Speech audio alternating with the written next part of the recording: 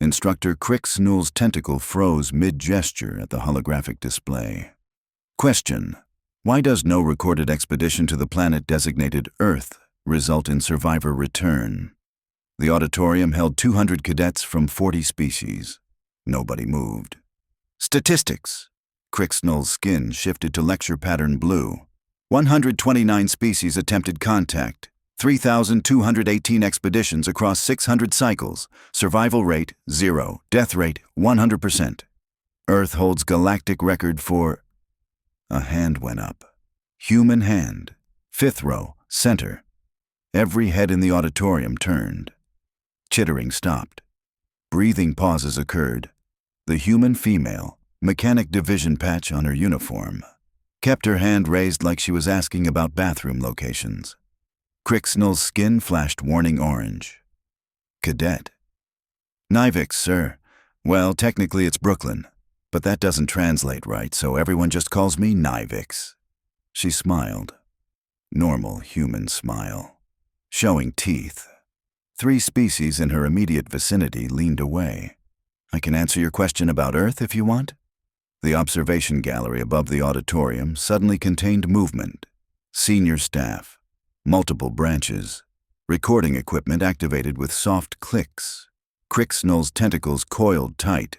Species-specific fear response. You have information about Earth expeditions? Oh, sure. I mean, I lived there until last cycle.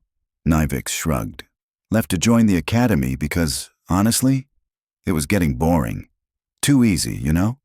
Silence expanded like vacuum breach.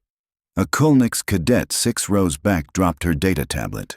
The crash echoed. Too easy? Cricksnell's skin cycled through colors without pattern, biological system overload. You describe Earth as easy? Well, yeah. Nivix looked around at 200 frozen faces. I mean, once you survive childhood, the rest is pretty straightforward. That's why I left. Wanted something more challenging than basic maintenance work. Figured military academy would... She paused. Why is everyone looking at me like that? In the gallery, a senior officer began speaking rapidly into communication equipment. Others pulled up data screens with shaking appendages. Cricksnell's translator unit struggled with the instructor's next words, biology interfering with speech formation. Cadet Nivix, you state you left Earth voluntarily. Yeah? Nivix's confusion seemed genuine. I mean, that's how leaving works, right? You pack your stuff, file the immigration paperwork, catch a transport. Took forever to get the visa approved, but... Stop. Cricksnell's entire body had gone pale gray. Maximum stress coloration. You departed Earth, alive, through standard transportation. Through the commercial spaceport, yeah. Had to transfer twice to get to Academy Sector, which was annoying, but the food on the second transport was actually pretty impossible. The word came from the gallery.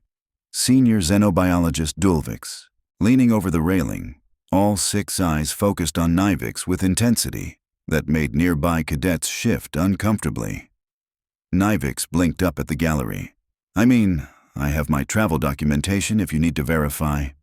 No species survives Earth. Dulvix descended the gallery stairs in jerky movements. Our best environmental specialists, military reconnaissance units, scientific research teams with full biocontainment protocols, all dead within 3 planetary rotations. Maximum survival time, 96 hours. You claim residence there for how long? Nivix counted on her fingers. Like 19 cycles? That's when I left. Been alive for 19.6 cycles total, if you need exact.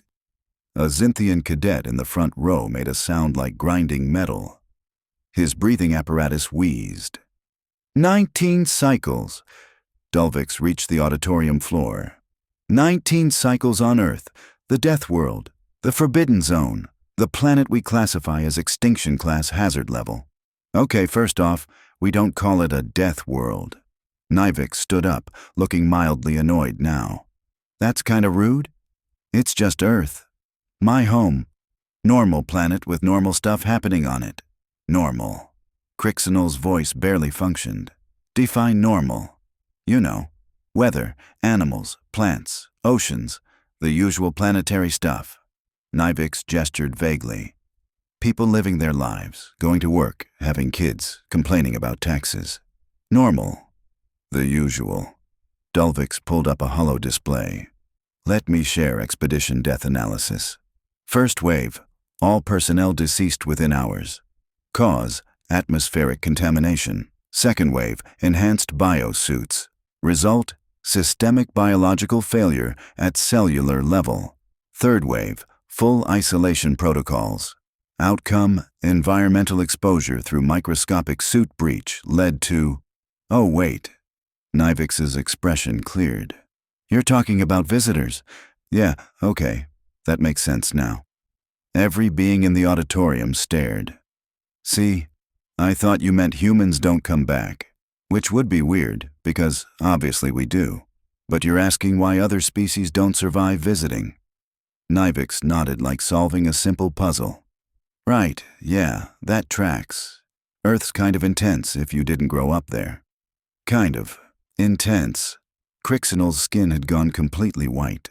Color reserved for existential terror. I mean, you'd need serious protection to visit safely. The bacteria alone would probably… Nivix stopped, seeing faces. Okay, you all look really freaked out. Is this actually that weird? Dulvix's appendages trembled. Cadet, you stated you left Earth because it was too easy. Please clarify this statement. Oh, well. Nivix sat back down, casual. It's just, once you survive being a kid there, everything else is kind of boring. Like, the challenge is gone, so I figured I'd try something different. Military seemed fun. In the gallery, 3 senior officers had begun emergency protocol discussions. Nivix looked around the silent auditorium again. Did I say something wrong? Dulvix moved closer, bioscanner active. Clarify too easy. Provide specific examples from your childhood on Earth. Oh, sure. Nivix leaned back in her seat. So like, when you're a kid on Earth, you learn the basics pretty young. Weather safety, animal awareness, plant identification. Standard stuff every human learns before they hit 10 cycles old. Weather safety? Crixinal's translator struggled again. Yeah, you know. Understanding which weather can kill you and how fast. Nivix ticked off fingers. Extreme heat. Humans can die in hours without water. Extreme cold. Exposed skin freezes in minutes. Death follows. Lightning strikes during electrical storms. Flash floods. Tornadoes. Hurricanes. Blizzards. The usual environmental hazards. A cadet in row 3 began hyperventilating into their breathing apparatus.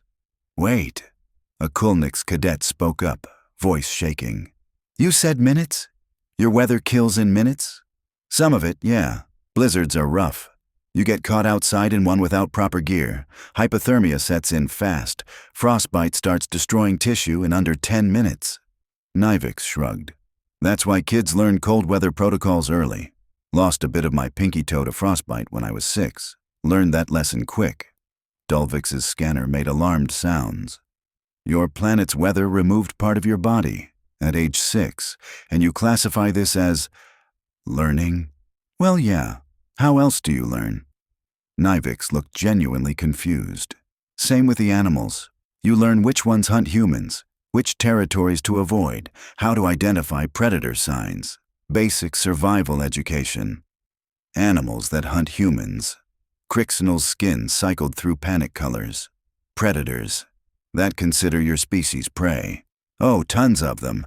Bears, big cats like lions and tigers and jaguars. Wolves in packs, crocodiles, sharks in the oceans, venomous snakes. Stop. Dulvix's appendages locked rigid.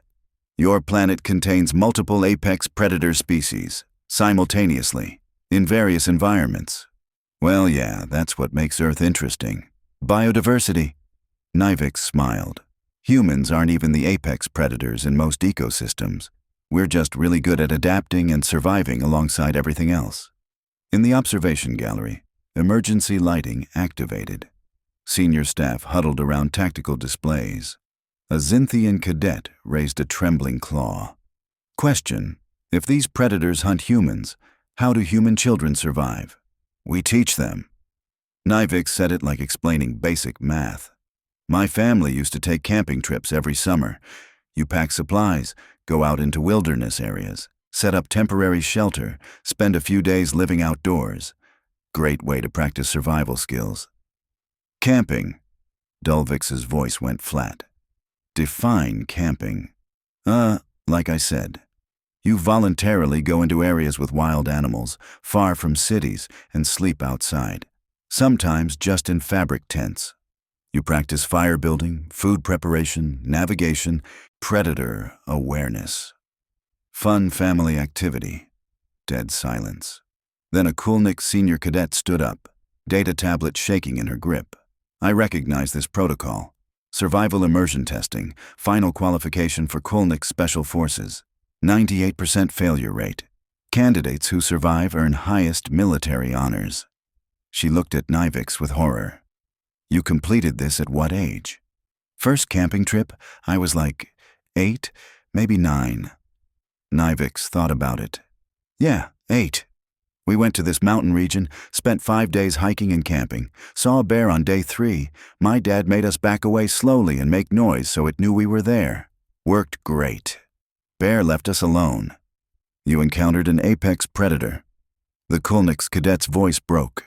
At age 8, with your family, for entertainment. For vacation, but yeah. Nivik grinned. Good times.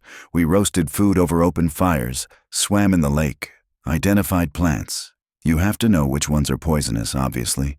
Don't want to accidentally eat something toxic. Poisonous plants. Crixnell's entire body had begun trembling. Your planet also contains flora that kills. Oh, tons. Some just make you sick, but others can kill you pretty quick. Nightshade, hemlock, oleander, certain mushrooms. Nivik counted them off. Every human kid learns to identify the dangerous ones. You do not eat random plants on Earth. That's like rule number 1 of outdoor safety. Dulvik pulled up comparative data on the holo display. Cross-referencing. Kulnik Special Forces final examination. Candidate survives 5 days in hostile wilderness containing apex predators. Vexnal Elite Unit graduation requirement. Candidate demonstrates ability to identify toxic substances in field conditions. Xinthian Commando qualification. Candidate withstands extreme temperature variations without technological support. The xenobiologist's appendages shook. Human child performed all 3 simultaneously. For family recreation. Wait, you guys make soldiers do that as like final exams? Nivik looked amazed. Seriously? We do that for fun on weekends. My whole neighborhood growing up, all the kids went camping with their families regularly. Some families did it monthly. A cadet in the back row collapsed. Medical personnel rushed over. Teenager activities. Crixnell forced the words out. You mentioned teenagers. What do human adolescents do? Oh man, teenagers take it way further. Nivik laughed. Rock climbing, whitewater rafting, skiing down mountains, diving with sharks, jumping out of aircraft with parachutes, exploring cave systems. Anything for the adrenaline rush. I had friends who'd go free climbing. That's scaling cliffs with just your hands and feet. No safety equipment. No safety equipment. A Xinthian cadet's breathing apparatus wheezed. Climbing vertical surfaces. Above fatal height drops. For enjoyment. Yeah, it's a rush. Never did much of that myself. I was more into mechanics. But my friend Jen, she climbed mountains for fun every weekend. Nivik's expression went nostalgic. She summited this peak that had claimed like 15 lives over the years. Posted the most amazing pictures from the top. In the gallery, a senior officer slumped against the railing. Dulvik checked readings multiple times. Cadet Nivik, you describe a childhood on a planet where weather kills rapidly, predators hunt humans regularly, flora contains deadly toxins, and terrain presents fatal hazards. This was your normal life. Yeah. Nivik nodded. Normal Earth childhood. That's why I got bored and left. Once you master the basics, it all becomes pretty routine. Nothing really challenges you anymore. The xenobiologist's voice went quiet. What you describe as basic childhood survival training would eliminate 90% of our combined military forces within one planetary rotation. Huh. Nivix considered this. Yeah, I guess visitors would need serious prep and protection. Earth's definitely not beginner-friendly. Dulvix activated full recording protocols.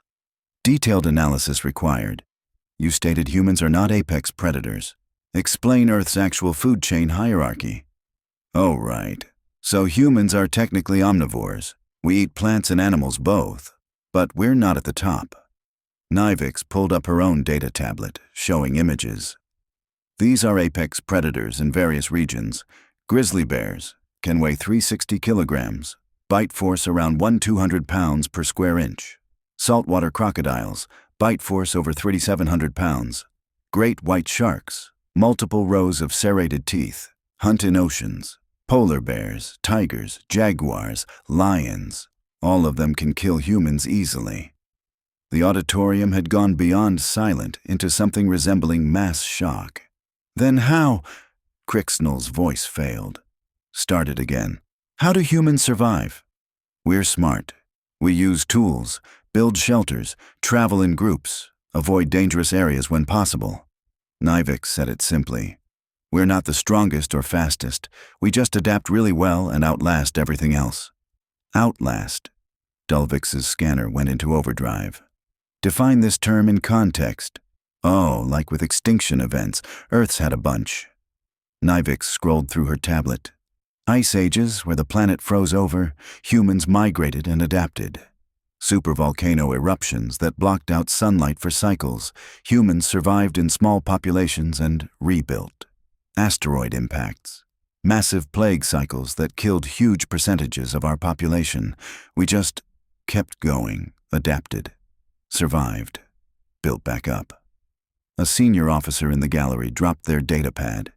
It shattered on the floor below. Ice ages, Dulvix repeated.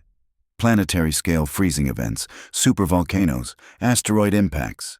These are extinction-level catastrophes, species-ending events.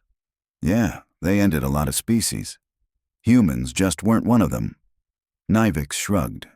We're really stubborn about surviving. Crixnell pulled up calculation displays. Probability. Analysis. Species survive single extinction event, 0.03%. Multiple events, statistical impossibility. Yet humans persist through repeated planetary catastrophes. Plus all the regular stuff. Nivix added helpfully. Like Earth's atmosphere is 21% oxygen, which apparently is super high compared to most planets, and we get way more radiation exposure than most species tolerate. Our background radiation levels would require shielding protocols for like half the species in this room. Dulvix went completely still. Repeat, your planet's standard atmospheric composition and radiation levels. Yeah, 21% oxygen. Nitrogen makes up most of the rest. And our sun puts out a lot of UV radiation. Humans get skin damage from it regularly. We just adapted melanin production to handle it. Nivix looked around. Why do you all look worse now? Level 5 biohazard, a voice from the gallery. Senior Medical Officer Kinix descended the stairs rapidly. 21% oxygen concentration requires Level 5 atmospheric protocols for 63% of known species.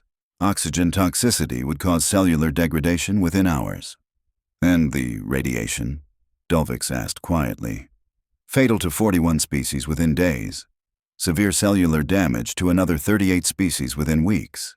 Kinix approached Nivix like approaching an active explosive.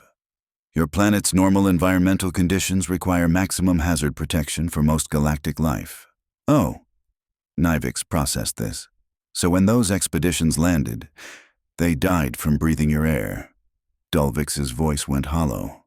From exposure to your sunlight, from contact with your planet's standard environmental conditions. We sent them with combat gear, weapons, defense systems. What they needed were environmental isolation suits that could sustain them in conditions lethal to their biology. But wait, there's more.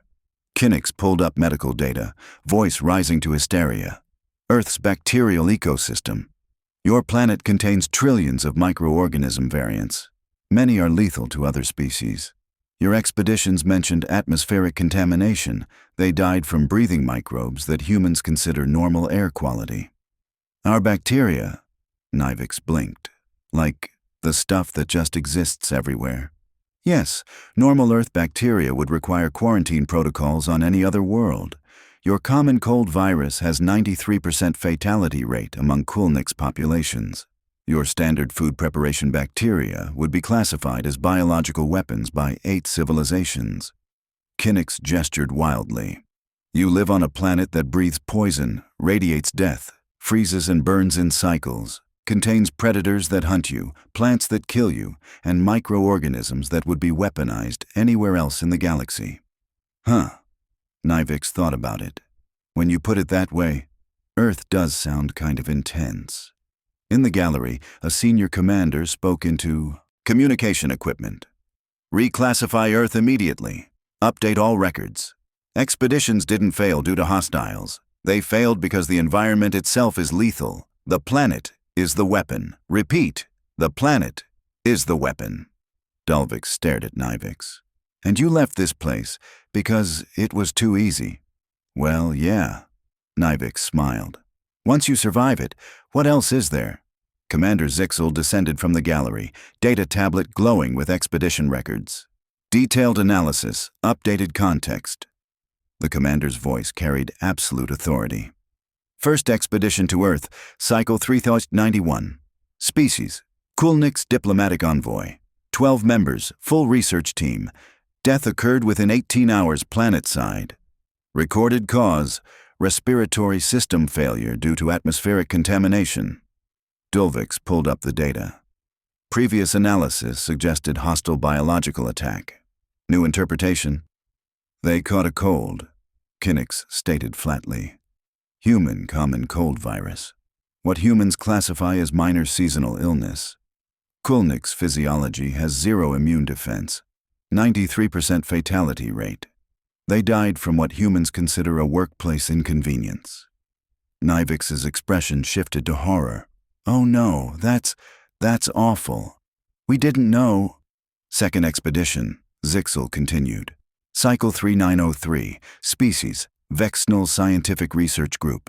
Enhanced environmental suits, full biocontainment, 26 personnel. Death within 36 hours. Cause, cellular oxidation leading to systemic organ failure.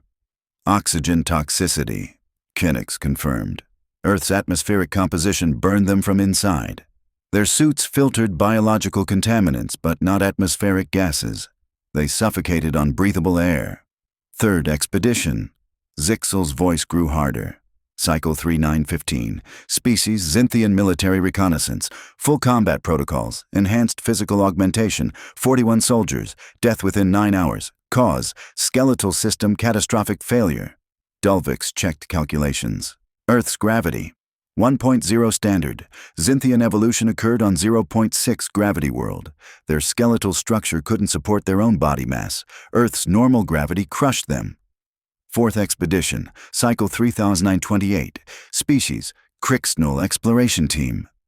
Zixel's skin flashed grief colors. My own species, 63 scientists. Full isolation protocols, 0 physical contact with environment. Death within 5 days. Cause, radiation exposure exceeding lethal thresholds. Background radiation from your sun, Kinnick told Nivix quietly. What humans call nice weather delivered fatal doses to them through their shelter walls. They died sunbathing. Nivix's hands covered her mouth. We had no idea. We thought, if anyone ever visited, we assumed they'd know to bring protection. We figured you'd research first and come prepared. Protection. Zixel pulled up another display. Describe what humans would provide visiting species. What safety equipment would you consider necessary? Oh, well, obviously full atmospheric isolation suits with customized gas mixtures. Gravity compensation exoskeletons for species from lighter worlds. Radiation shielding rated for your species' tolerance levels. Biofilters for the bacterial exposure. Probably level 6 containment since Earth's microbiome is so diverse. Temperature regulation systems since our weather varies so extremely. Structural reinforcement for the seismic activity. Earth's crust moves a lot. Maybe cognitive buffers if your species isn't used to predator awareness protocols. Nivix listed items on her fingers. And probably armed escorts in wilderness regions. Just to be safe, we'd want guests to feel secure. Armed escorts.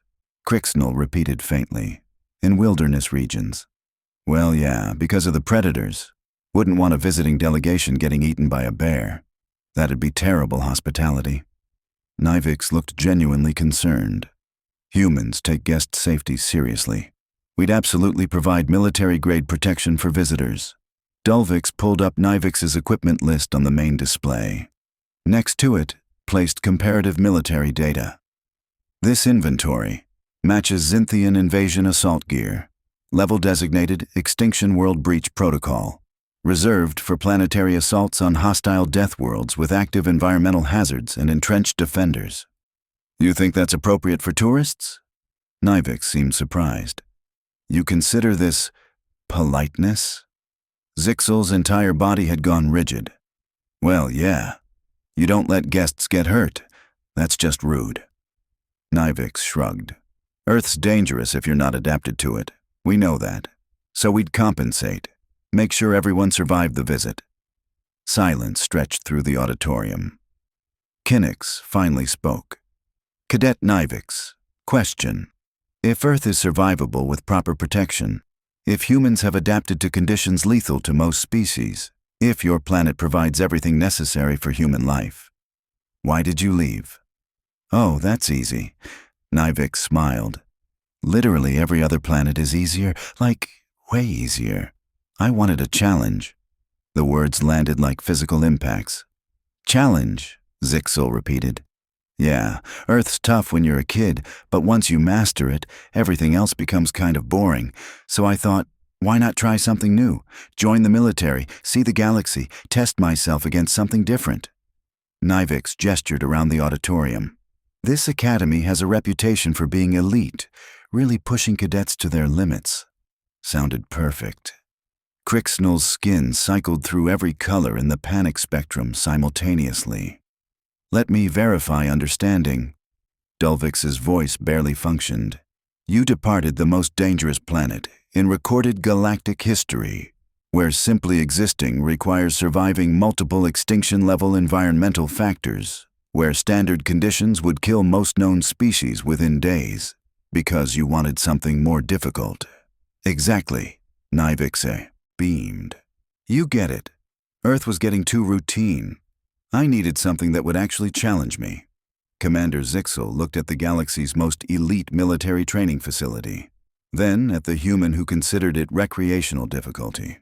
Our entire curriculum, the commander said slowly, is your idea of stress relief. Well, when you put it that way, Nivix laughed. Yeah, kind of, but that's good, right? Means I picked the right place.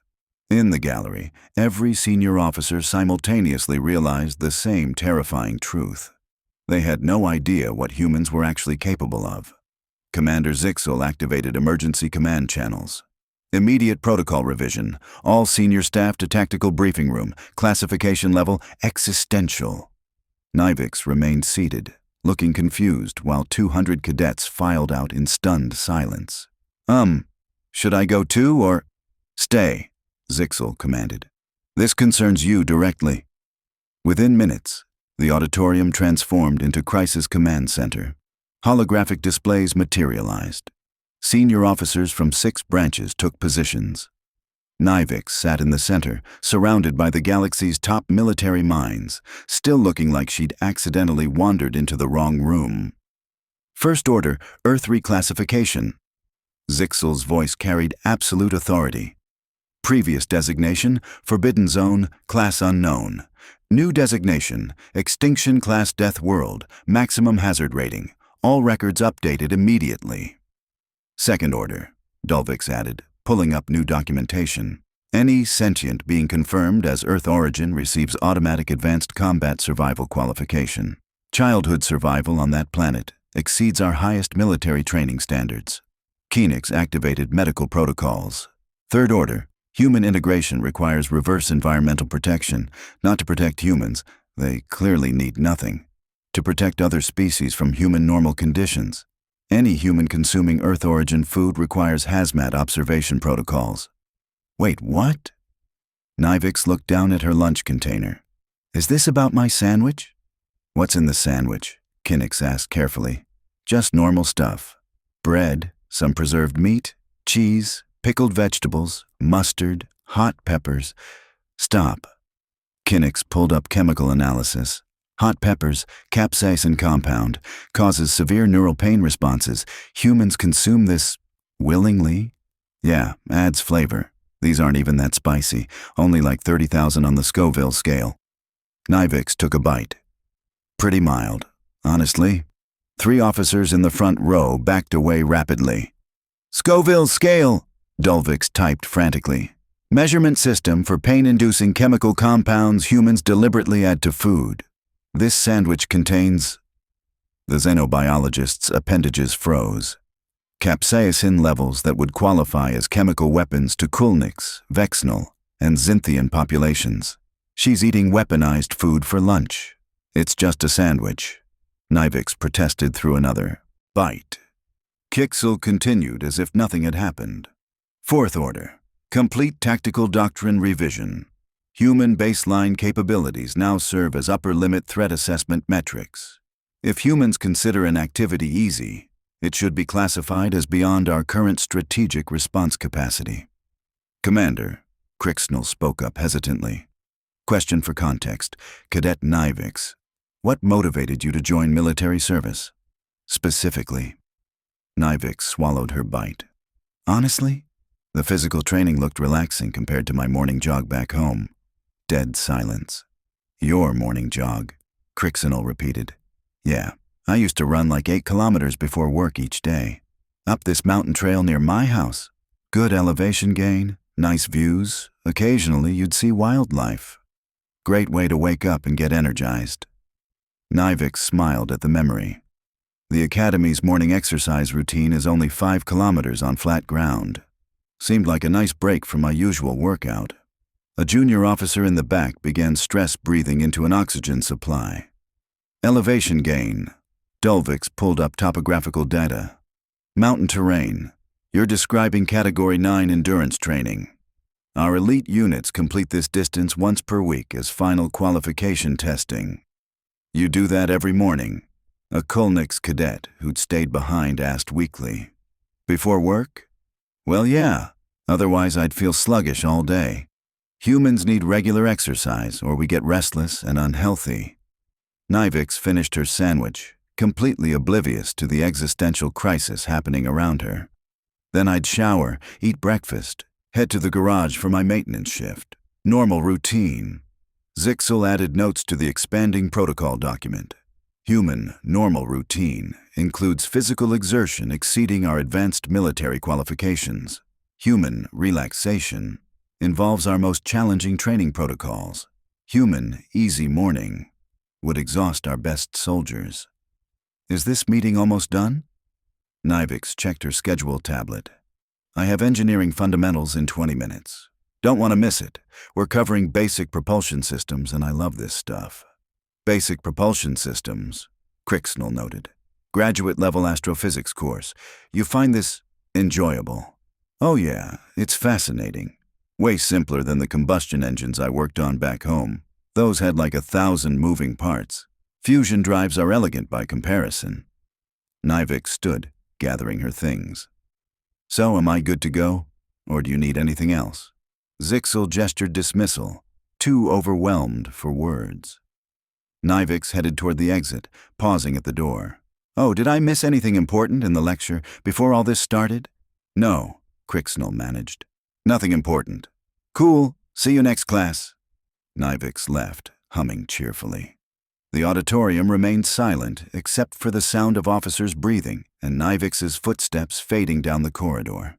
200 meters away, she settled into her next class, pulled out homework, and began solving basic mathematics while eating an apple.